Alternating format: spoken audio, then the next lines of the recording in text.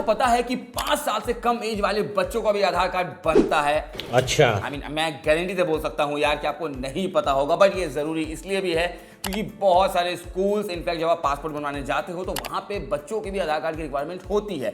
अब एक चीज और मैं यहाँ पे बता देना चाहता हूँ आपको कि बॉस 5 साल तक का जो बच्चा नहीं हो जाता है तब तक कि उसका जो बायोमेट्रिक्स होता है वो नहीं होता है। तो चलिए दिखाता हूँ स्टेप बाय स्टेप कैसे आप 5 साल से कम एज वाले बच्चों का आधार कार्ड बना सकते हो। मैं हूं इमाम और आप देख रहे हो फाइबर बाय इंडिया टुडे।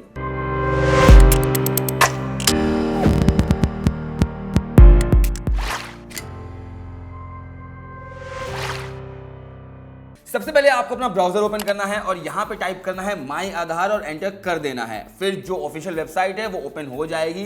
बाकी आपकी सहूलियत के लिए मैंने डिस्क्रिप्शन में लिंक डाल दिया है जिससे कि आप सीधे लैंडिंग पेज पे पहुंच जाओगे। इस पेज पे लॉगिन का ऑप्शन है, उसको इग्नोर करना है और स्क्रॉल करके नीचे की तरफ आना है। उसके बाद बुक एन अपॉइंटमेंट वाला जो ऑप्शन है ना उसे सेलेक्ट कर लेना है। तो अपन मेन पेज पे पहुंच गए हैं और यहां सबसे पहले हमें book appointment at UIDAI run Aadhaar card सेवा केंद्र है ना वो दिख रहा होगा। उसके नीचे ही सिटी/लोकेशन सेलेक्ट करने का ऑप्शन है, वो हमें सेलेक्ट कर लेना है। उसके बाद proceed to book appointment select करना है। अब यहाँ 4 ऑप्शंस है, सबको इग्नोर करना है और अपन को सीधे न्यू आधार कार्ड वाला जो ऑप्शन है ना उसको सेलेक्ट करना है। उसके बाद हमें अपना मोबाइल नंबर एंटर करना है। उसके बाद कैप्चा कोड जो भी दिख रहा है वो एंटर कर देना है। उसके बाद जनरेट OTP सेलेक्ट करना है। फिर जो भी OTP आता है वो हमें यहाँ पे एंटर कर देना है, फिर उसको वेरीफाई कर देना है। अब यहाँ 4 कैटेगरीज हैं जिनको कि हमें कंप्लीट करना है। तो सबसे पहले अपन अपॉइंटमेंट डिटेल्स कंप्लीट करते हैं। तो यहाँ पे रेसिडेंट टाइप में हमें रेसिडेंट ही रहने देना है, अपॉइंटमेंट टाइप में हमें एनरोलमेंट ही रहने देना है। यहाँ पे कुछ भी छेड़छाड़ आपको नहीं करना है। एप्लीकेशन वेरिफिकेशन टाइप में डॉक्यूमेंट को हटा के HOF सेलेक्ट कर लेना है, मतलब हेड ऑफ द फैमिली। अब ये गाइस जरूरी इसलिए भी है क्योंकि जो 5 साल से कम एज वाले जो बच्चे हैं उनके पास कोई भी डॉक्यूमेंट्स नहीं होते हैं, सिर्फ डेट ऑफ बर्थ सर्टिफिकेट छोड़ के। तो बॉस यहाँ पे HOF सेलेक्ट कर लेना है जो कि है हेड ऑफ द फैमिली।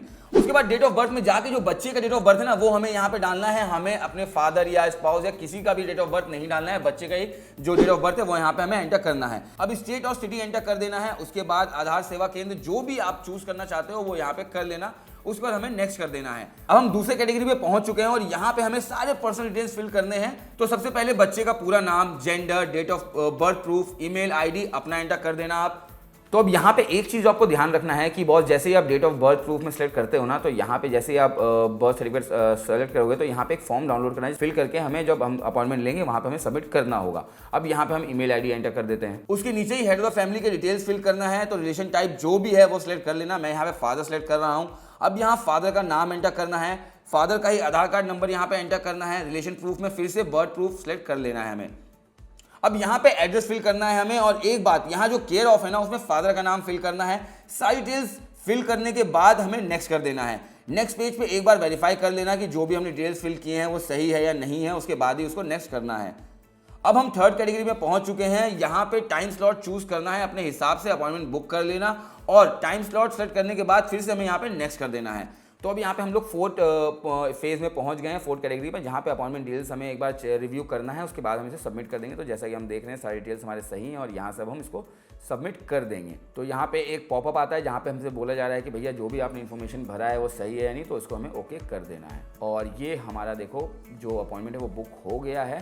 अब मैं एप्लीकेशन फॉर्म एक बार आपको डाउनलोड करके दिखा देता हूँ। तो बेसिकली ये है हमारा आधार एनरोलमेंट फॉर्म जो कि गाइस आपको दिख रहा होगा। यहाँ पे सारी डिटेल्स हैं। आपका एक QR कोड जनरेट हो गया है, यही लेके हमें जाना है आधार सेंटर में और उसके बाद गाइस 10 से 15 मिनट में आपका सारा काम हो जाएगा। तो गाइस फाइनली हमने घर बैठे ही फ्री में अपने बच्चे का आधार कार्ड बना दिया है। और गाइस अगर अभी भी कोई सवाल है या कुछ चीजें हैं जो मुझसे मिस आउट हो गई तो प्लीज कमेंट सेक्शन में लिख देना, मैं जरूर से रिवर्ट करूंगा। बाकी जाते हैं चैनल को लाइक फॉलो शेयर करना मत भूलना।